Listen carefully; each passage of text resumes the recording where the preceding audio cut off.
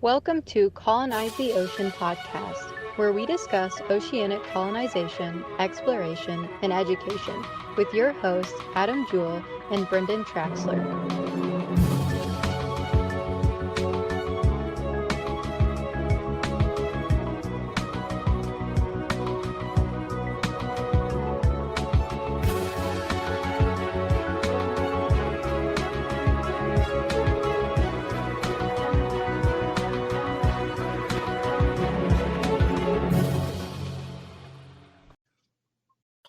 Well, hello there, ladies and gentlemen. My name is Adam Jewell, and with me, as always, is Brendan Traxler. He is the man behind the project of Atlantis Sea Colony. Brendan, how are you doing today? I'm fine, but you don't sound too great. I've been fighting a cold, and I feel like it's getting worse. I thought I was going to get better, but Is it the I'm starting to Ebola? lose my voice. I don't think it's Ebola this time. Okay. I just got over Ebola last week. This week, I think it's the Gotcha. cold. So today, we have our first guest Yes, on we the do. live stream. We're excited to bring him in. Coming all the way from, do you know where he's from? Yeah, United The States north? somewhere. Coming all the way from the United States, standing at 6'4". It's Babe Hyde. We don't have cool intro music, but hey, Babe, how's it going, buddy? Great. How are you guys? We're all right. We're gonna live. I'm gonna live. I don't know. I can't speak on Brendan's behalf. I plan. My goal is to hit the year 2100. That is my goal. Dude, you're older than I am, and that would put me at 111 years old. I was 122. Gross. I just saw something on the news about I think the world record right now, the lady just turned like 116. She just seems miserable. Like, I think there's she's not doing it right. Yeah, I just think there's a certain age where like you're like, can we just go? Like, let's get this over with. That's where my grandma's at. She's 92, and that's what she said. When she was a little girl, she went, "I'll live till I'm 92," and she hit it. And she's like, "I'm ready, man. I'm just ready." It's like, well, whatever. But anyway, thank you very much, Babe, for joining us this evening. Thank you. For those, since most people just know you from commenting or maybe seeing some stuff you've liked or commented on our posts, why don't you give the people a little bit of background on who you are? All right. I guess first I'll say I'm nobody special, except maybe my kids, family. But really, nobody special. I'm just a guy who my dad had the foresight to see that I loved water, and I grew up, just to give you an idea, on our cattle ranch in Colorado, the farthest thing you can get away from water. And he got me into scuba. He knew I'd love it, and I did. And just experiences, that's what it's always been. And I have the fortune of my son actually wanting to do it too, because I'd offered it to him. I forget what age he was, and he said no. I was like, all right, that's not a problem. I'm trying to do what he wants to do. And he came back probably 3 years later, and he said, I think that would be fun to do. Let's do that. And it's like, all right, let's do it. So I get to call him a dive buddy when we go diving too. That's cool. So you said your dad was the one. So did your dad have any sort of background whatsoever with knowledge about this, or what was that? Not scuba, or specifically, I guess. Probably one of the biggest hints for him was they couldn't keep me out of stock tanks, their watering tanks for the cattle. They couldn't keep me out of those, and so any lake or anything we'd have the fortune to visit, they couldn't keep me out of that. There was a swimming pool at a hotel for a couple years there, about 3.5 miles south of our ranch, and I would ride a bike to go swimming there once all my chores and stuff were done. Yeah. And then the fact that Jacques Cousteau was the only thing going for me, and we had I think 7 channels we brought in from Denver, and PBS was one of them. And I grew up watching Jacques Cousteau, And I checked out the National Geographic on the Con Shelf project so many times from the library. I wore it out, and they said they're going to have to find another because I just constantly kept checking it out. I just couldn't get enough of it. Very cool. Dad was in the Navy, though. That was the closest Okay. thing. He was a Navy man. And so he was familiar plenty with the ideas of all of it. But he did scuba with me, too. Okay, so he got certified then? Yeah, he went through it with me too. Okay, that's cool. So how old were you when you got certified? I wish I could remember. I'd have to count, and that's horrible. It's like way more fingers and toes that I got. I know I was in junior high school, so I was right at the limit of the age limit at the time. So it's probably 12, something like that. 12, 13, somewhere in there is my guess. Because I know I didn't have a driver's license yet. Right. And you and me talked a little bit before and stuff along those lines. So you were in Colorado at the time, correct? Yes. Yeah. So where did you do your certification dive at? There's a quarry in Boulder. Because the trips to I can't remember what trips. I think it was Cozumel at the time that they were taking. The dive center was putting on were just too expensive to do, too. So we weren't able to do that too. Yeah. So then how long after you got certified were you able to do your first fully open water dive? Oh, wow. Put you on the spot here. If you don't know, it's fine. It's just, trying to track down your progression here. That's just too many years ago because there was a lake. It was a man-made lake. And I remember some friends of our family gave Dad permission to stay on their lot at the lake when they weren't using it. And so we would go stay there. And that's where I did a lot of playing, because there was I don't know, it's probably 20 to 30 foot deep in that little lagoon with I don't even know what you call it, a platform with a diving board on it. It's just a wood, and it was out there. You'd have to swim there in a cattail. Yeah, you'd just swim. What in the world? You'd probably have to swim maybe 40, 50 yards just to get to the thing. And that was a great place to dive because boats didn't come up in there. Was the water pretty clear? No. I don't think so.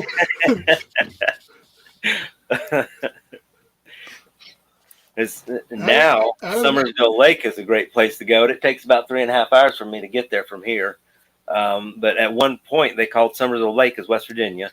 By the way, that's where I'm from, and I'm not quite 6'4". A little bit shorter.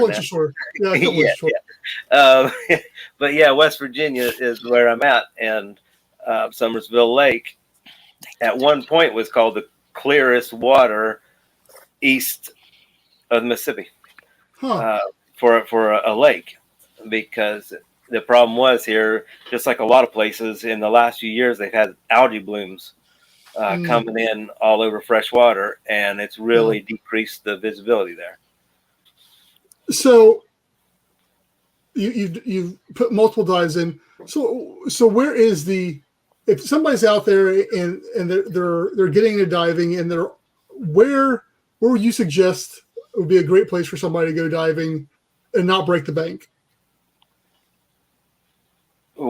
Like geographically anywhere, or I mean, no, here in the United States. I mean, somewhere you've been that you really enjoyed.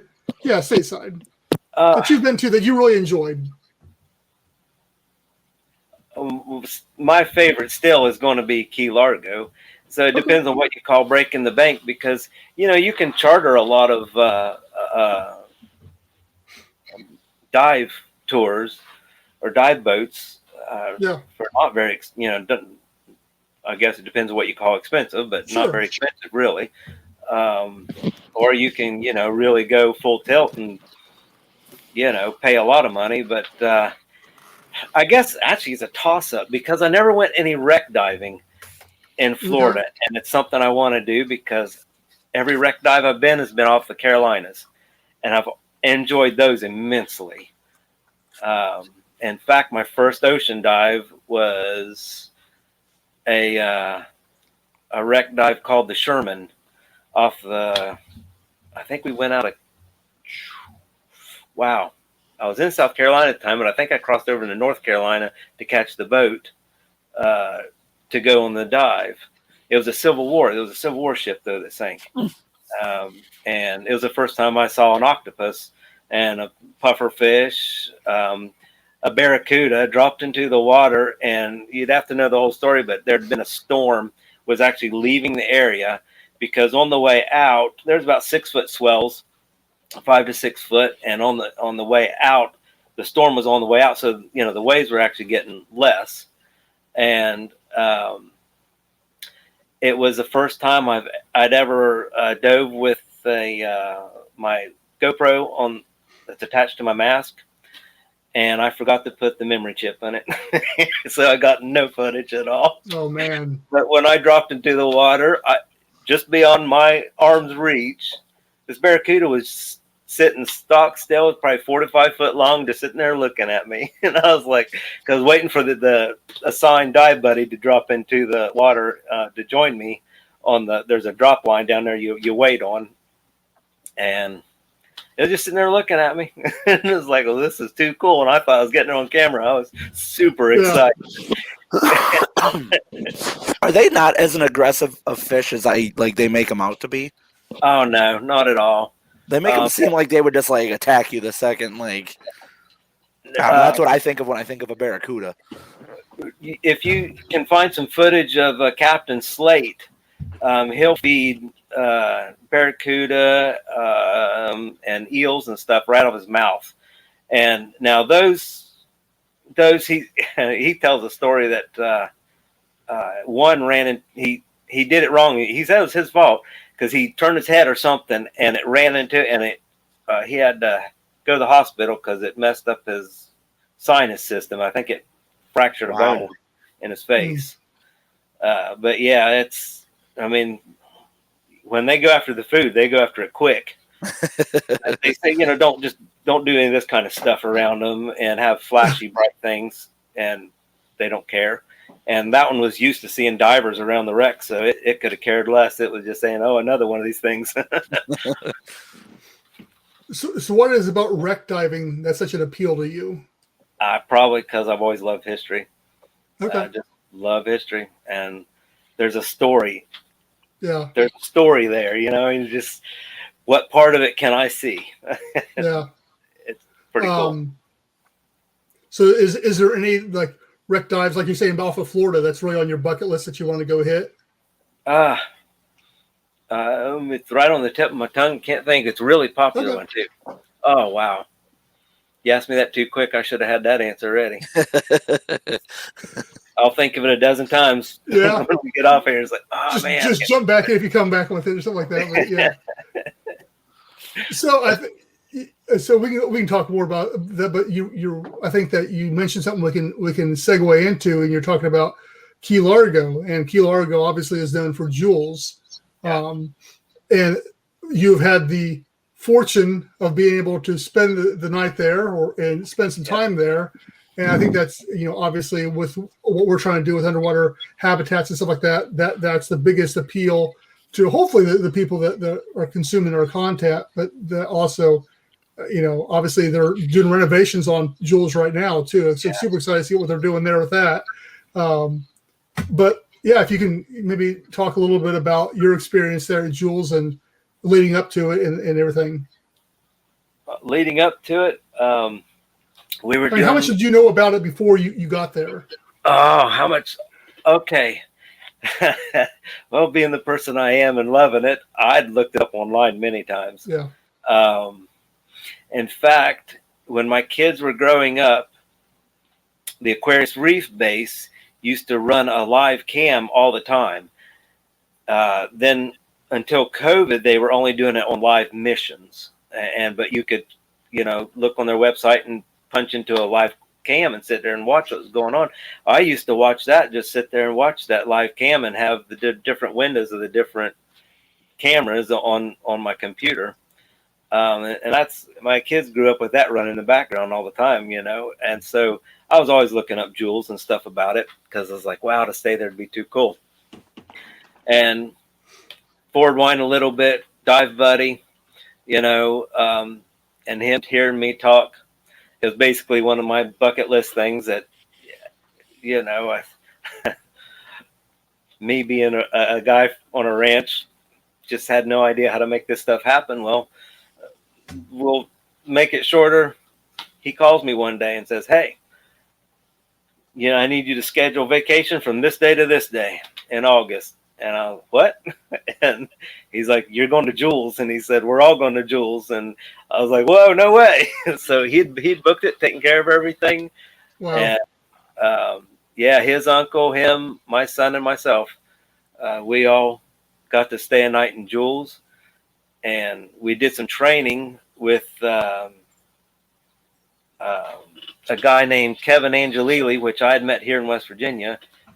And I didn't even know all his credentials at the time. I had no clue, and found out more. He had moved to Key Largo, he'd moved down there, bought a house and moved down there a couple years before I went down there to stay. And we had stayed in contact through Facebook and stuff. Well, then, we found out, and I was like, hey, Kevin, I looked him up. His name's Kevin Angelili, and I'm just going to do a plug for him just because I think he's a pretty good guy. Is a book. He wrote a book on public safety diving. He's been a police officer, paramedic, and all kinds of scuba diving stuff. I guess the proper term is a Marine, even though he's not an active Marine anymore. And he was just a really neat guy to get to know. And he did, I guess you say, he did us a solid. And we did training with him there at the lagoon at Jules. And we did that training. We almost didn't get to do any of it because of a storm that came in the night before, murked up the water, and knocked out an air conditioning unit at Jules and something else. And the Marine lab, we weren't able to tour the Marine lab like you normally would be able to do. Now, all the outside stuff, if you see anything about Jules, the stuff on the ground stuff, we got to see all that. Just couldn't do the regular Marine lab stuff. So we got a real late start to our start at Jules, but at the same time, we did get our training done. And once we had the okay, we ended our training inside of Jules, and Kevin's shaking our hands saying, congratulations, you're this diver, this specialty and stuff, which was really cool. And then we were told Jules is ours, not to come to the surface till the next morning, till we're given the okay. And that was pretty great. Because you go up into that moon pool, and there's the room for all the gear, and at the end of the room is the head, and if the bathroom, if you don't know what a head is, and it looks great. I've seen a picture of what they done painted it. It looks beautiful, but it's still one thing that kind of took me off guard was the fact that. And you don't think about it because you don't know. There was a pump. You could hear a pump constantly running. And in that moon pool room, it was either a pump or a compressor because, you got to maintain a pressure inside of those habitats to keep the water out in that moon pool. And so it was just a constant noise down in that moon pool room there. But we, unloaded our gear there, and a guy named Andrew, I looked up their website the other day, and he's still around with them. He run us kind of through a tour of it,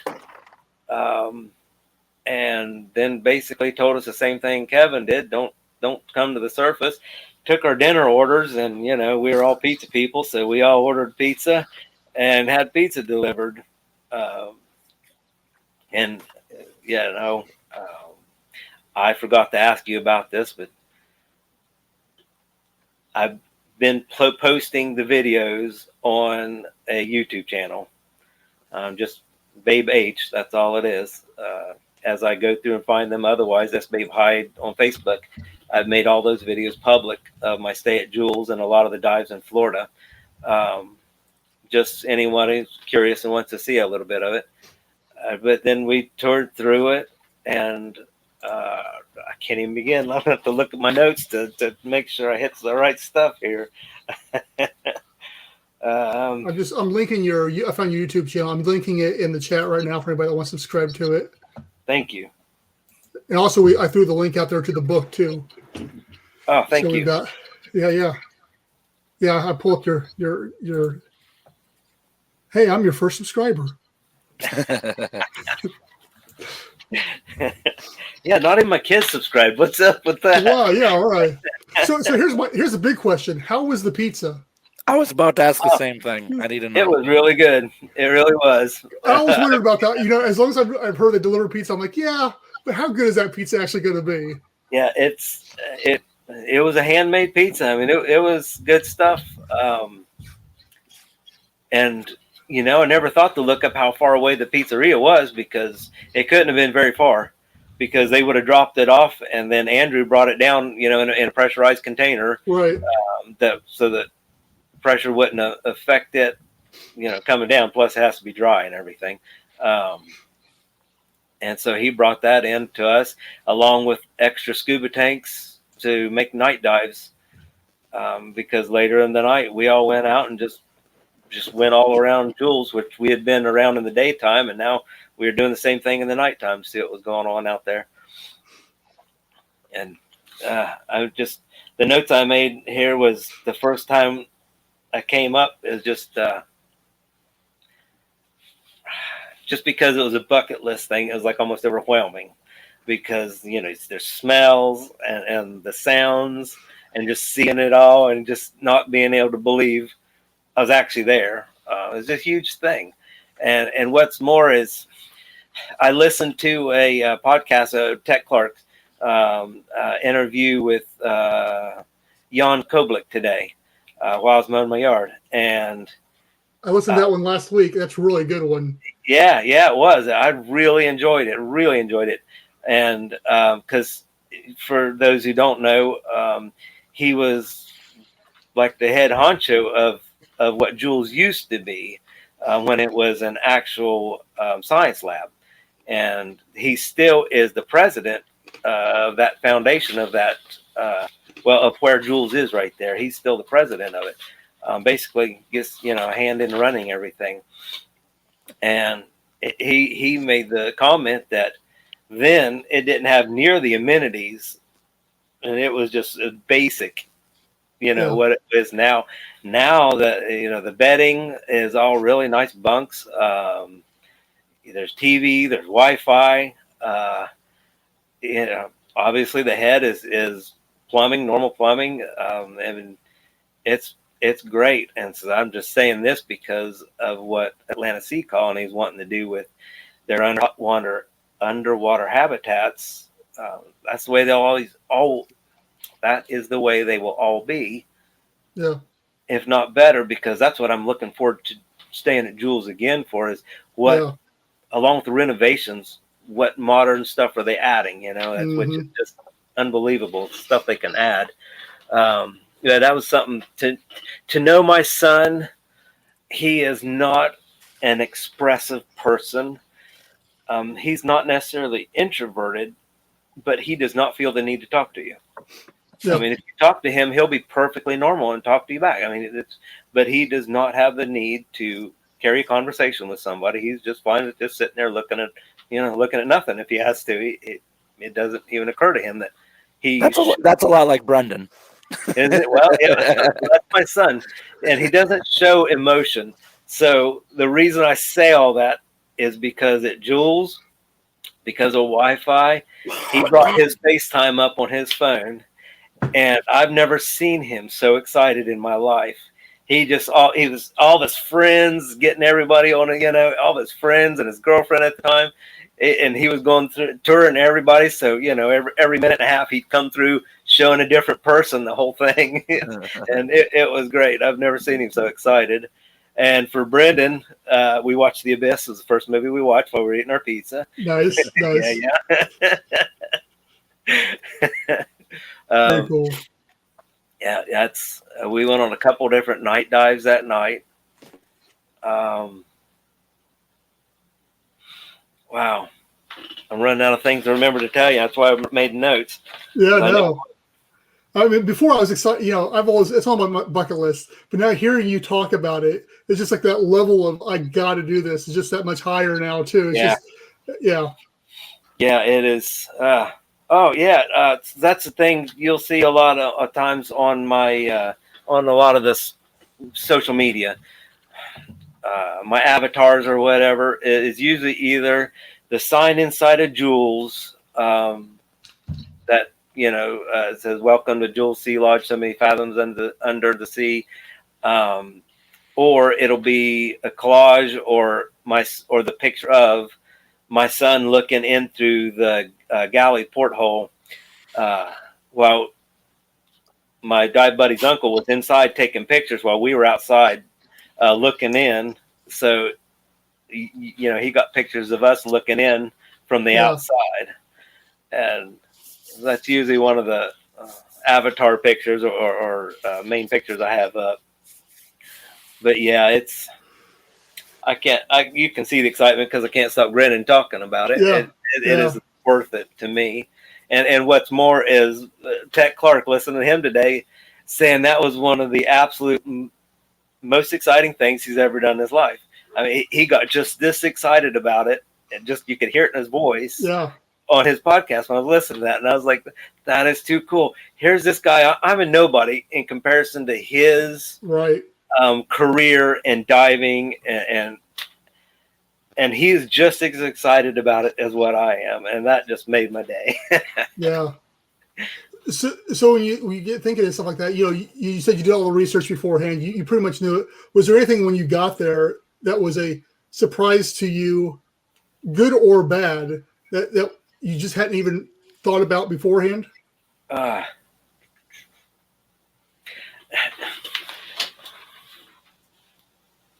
So these are just questions as we're talking. I'm just like thinking, this is what I would think about, type of thing. Yeah. So yeah, I mean, maybe not. Maybe it's cut and dry, and it is what it is, type of thing too.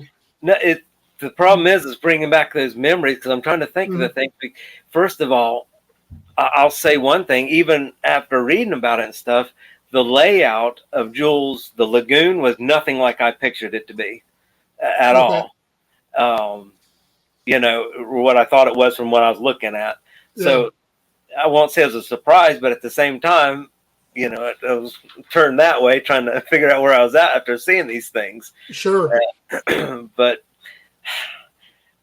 as for surprises, it's not a surprise, but it's exciting to see it firsthand, because I'm a respiratory therapist, so I've studied all this stuff, plus the diving stuff.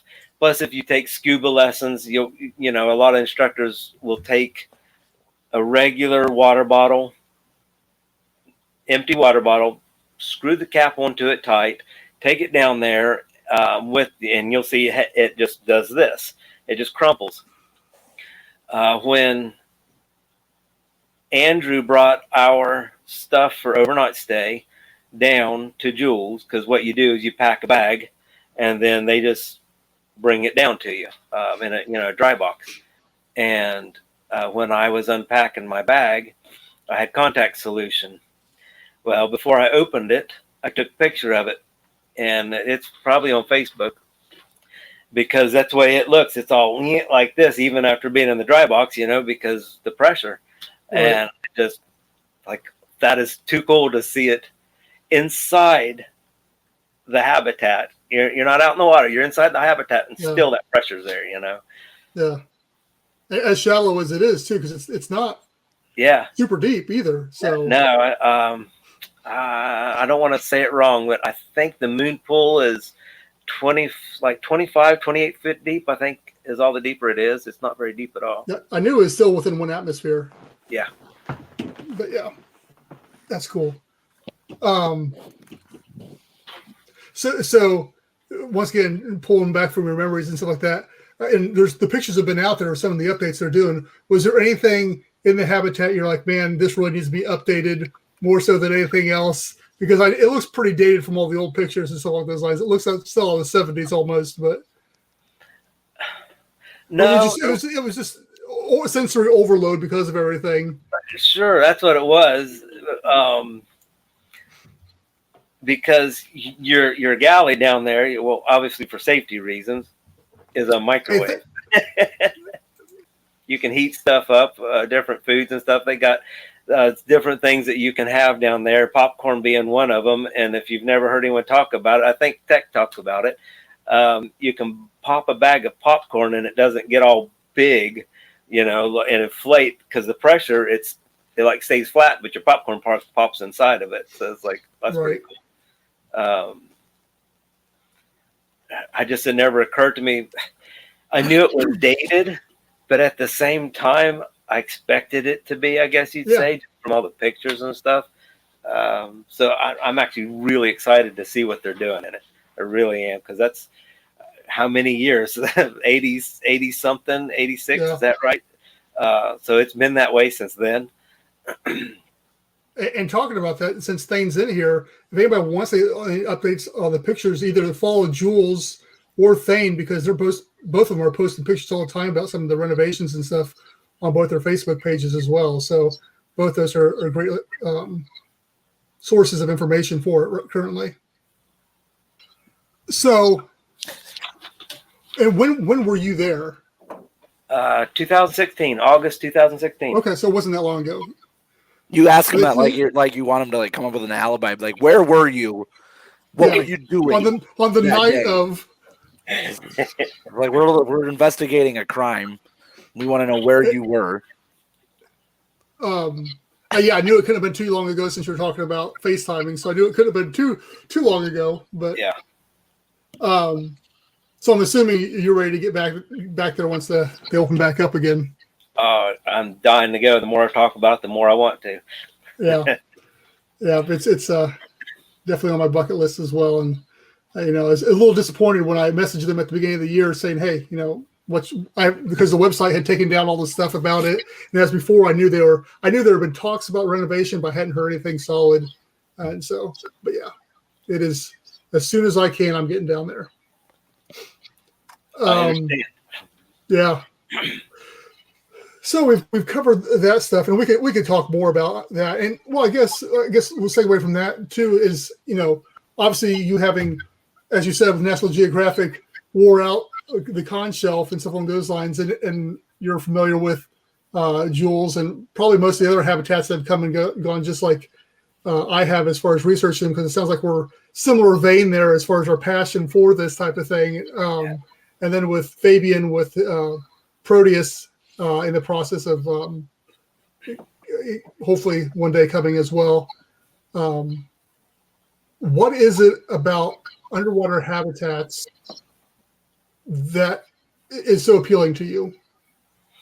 I've tried to nail that down so many times since you guys have since you've been bringing these up. I just can't even nail down a specific thing. Except the draw is just there. And I know we've talked before where it just, and you guys have said it before, if you're a person that likes the water, the way I do, which there's plenty of us, you get those moments of just tranquility. I don't even know what else to call it. Yeah.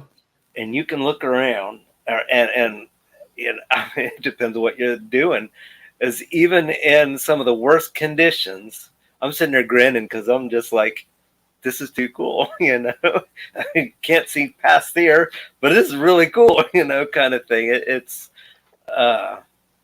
and my older brother, he's done some skydiving, and I go, I can fly. I just got to be underwater to do it, because I can have, how many feet deep underneath me. I'm flying right there in the water. I don't need to jump out of a plane and do that. I'm good. I don't know, because since I was a kid, I remember trying to get other kids on the ranch to play with me. Like one of our rooms was an underwater habitat, and of course, yeah, no one else cared. It's like no, it's like, oh, come on. yeah. I love the water. That's all. I don't know what else to attribute it to. Very cool. Trying to think what else to pick your brain here about. Is there anything else that we'll open it up here to you then a little bit? Is there anything else that you think that people might find interesting? This doesn't have to be about Jules, and this is throwing it out there. You may not have anything at all, and off the cuff type of thing that you think that people would find interesting, or be a draw to the scuba thing that maybe people don't think about. It's really a vague question, I understand, but I got a thing. And I can't remember what the comment Adam made not that long ago on a different episode. But out of all my videos, there's only one video, and it's the flash of a shark tail. Because every time I try to catch a shark on video, they run. They don't want nothing to do with us. It's a rare thing, I guess. At least, I know other people have different experiences, but in the places I've dove at the ocean, they don't want nothing to do with you. They run from you, and even sprinting, I couldn't catch up with them enough just to catch a little bit of video of them. Yeah, I've read a lot about that. Unless like you're. And obviously, I have no experience in this, but like from what I've read, unless like you're in their like feeding territory or acting hostile, a lot of aquatic animals don't want anything really to do with you. Like they're not gonna go after you unless like they have reason to. Now, I still don't know if I'd want to test that theory if if I knew there were sharks in a certain area, but I'd be like. I have heard that a lot. That like what you were saying, a lot of times they're more than likely just gonna go somewhere else. Yeah, that's been my experience because that's. In fact, I think it was the Sherman wreck I talked about earlier. There's a tiger shark that would hang around that area, and when we surfaced after the dive, the captain was like, I forget the name. They have her named, they said they did, whether it's the same one or not. I'm assuming it was. But he's like, we could see her on the fish finder radar, but she wasn't coming near you guys. She wouldn't come near you at all. And so that's the closest I've been to any shark, and they just run. Yeah. Yeah, I was talking to somebody not too long ago, and they were talking about shark facts or something along those lines. I was like, man, you're more likely to get killed by a hippo than you are a shark. And stuff along those lines, and they weren't buying it. And I was like, "Dude, look it up." I mean, they're not as. I mean, well, that's another thing too that it took me many years to realize is that hippos are actually super aggressive. Like growing up, you think hippos because they just look like they're like fun, lazy animals, but it's just like no, they kill more people than lions. They kill more people than a ton of animals. But like you'd think by looking at a hippo, like, oh, these things are super slow and they're not going to do anything to you. No, they'll mess you up. From the sounds of it, hippos are pretty terrible. I don't know if the statistic's still there. I'm guessing it is. I grew up on a cattle ranch, and last time I heard, cattle killed more people than sharks do. Yeah, probably. Yeah. I'm gonna bring that up next time my father-in-law wants me to go help him out on his farm. I'll be like, can't do it. Yep. Like I don't want to die today.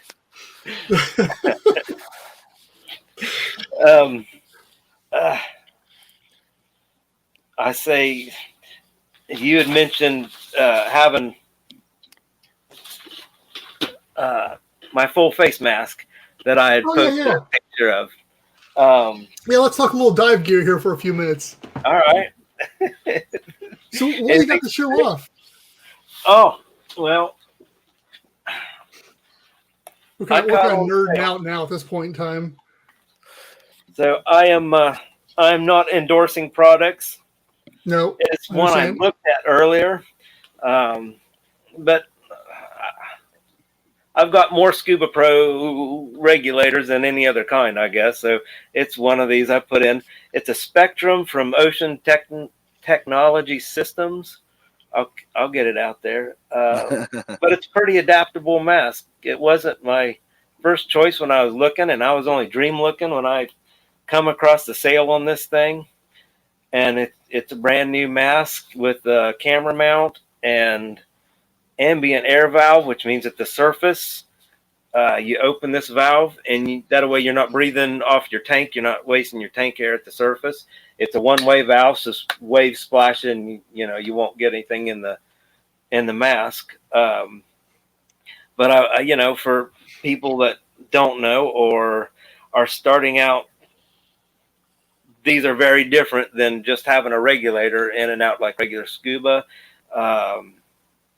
And I just say that because if you don't know how to use them, learn before you use it, because you'll actually cause yourself a lot of problems if you don't. My safety plug, because they're just like clearing the mask. If you get water in this thing, you can't take a breath off of your regulator and blow through your nose to clear it out. You got to use your purge valve here to clear your mask. It's easier, but if you're not used to doing that kind of thing. But there's one more port here that I can put communications with, because my dive buddy, he uses communications in full face masks for the dive rescue team he's on. And so we've always talked about it. And so I went ahead and pulled the trigger on it. And after... Well, the older I've gotten, I don't know how to say it, the older I've gotten, the longer you have a regulator in the mouth, the more fatigue it causes. I was going to ask, I'm sure it cuts down on jaw fatigue as well as cotton mouth probably too. Yeah, a lot. It was such a difference. I've never dove this one, but when we were in Florida, my dive buddy brought full face masks, and that's where we went ahead and did extra training down there just to get the certification specialty. There's ins and outs about that, but either way, I'm fine with it, because I'd rather someone take that and know how to use it. And some people might not like it. At the same time, when I'm diving colder waters, there's that skin that isn't exposed there too. So yeah, I'm pretty excited to get that thing in the water. I thought I'd be doing it this weekend, and it didn't happen because I had too many other things going on. So it'll happen. I think temperatures after tonight's snowstorm is supposed to shoot up in the 80s next week. So we'll see. Very cool. So what other piece of gear do you need to add to your arsenal that you don't currently have, or that you'd like to have? That I'd like to have. I never thought I would want a vest style BCD, because I've got a wing now, and I really like the wings, but I fell in love with the SCUBA Pro Hydro, and I'm not in love with the price tag on it though. Yeah. I can buy a used car for what they're running for one of those kind of thing. It's sad to say, but it's like, but I would love to get my hands on one of those, because I just really like the look of them. I've been around someone who dove it and got a fiddle, and that made it even worse, because sometimes that'll be like, no, I don't want this after all. But yeah, it made me want it even worse. And again, I'm not trying to endorse a certain brand, because I've had my dive wing now is a Hollis. It's a travel one, and I really like it. I really like it. Cool. I don't know, there's all kinds of brand names to have. So I got some Cressy Sub and some Aqualung stuff. And I can't remember. I can't remember my son's BCD. It's something different too, and I can't remember what it is. Oceana, I think. Very cool. Well, babe, we appreciate you coming on this evening. We will close out with that. Let Adam do the outros here with our all of our plugs, and once again, thanking you as well, Patreon members that help support this whole thing. So definitely, we thank you. Thank you to viewers like you. Yes. Like on PBS. Mm-hmm. In closing, every year over 70 unprovoked shark attacks are reported worldwide. That's still a lot. 70. There's like 7.8 billion people. Shark attacks and being killed by a shark. Now, that's two different numbers. I gotta think that being attacked by one's not very fun either. Like, either getting attacked by house cats. That's true. My cat is still watching from over there, so you never know what's gonna happen. All right, let me go through my business here. Okay, first and foremost, let's talk about the 5x5 charity drive, Habitat Drive. Thank you. So we only have like a couple weeks left of. Well, really a week and a half left in April. So anybody that's willing to donate $5 or more in intervals of $5, we will put you in a drawing to win to get a chance at winning either an Atlanta Sea Colony water bottle or T-shirt. And yeah, Babes. Okay, hold on, quick pause. Babe's wearing his Atlanta Sea Colony shirt. I'm wearing my Atlanta Sea Colony. Oh, sorry. I knew it. Every week. I talk to you about this every week. And what do? You put on a Batman shirt. You are running a company and you don't advertise your own stuff. In fairness, the coolest one I have is the new one. This is my sleeveless T-shirt, but it's on the back. And so face the door while we do the live stream, man. Like, just turn around. I'll order new merchandise tonight. Hopefully I'll have it here. It's ridiculous. Anyways. Okay, so and his mug, and he's got the mug too. Yeah, I think we've settled this. I think Babe's going to be the new co-host of this because at least he knows how to help me market this a little bit. So okay, where I was at with the 5x5 Habitat Drive, all that money's going to getting us started with getting the base of our. I guess the core of our habitat built, depending on how much money we can raise, because our ultimate goal is to be able to have this thing ready to be built, have everything ready by the end of 2021.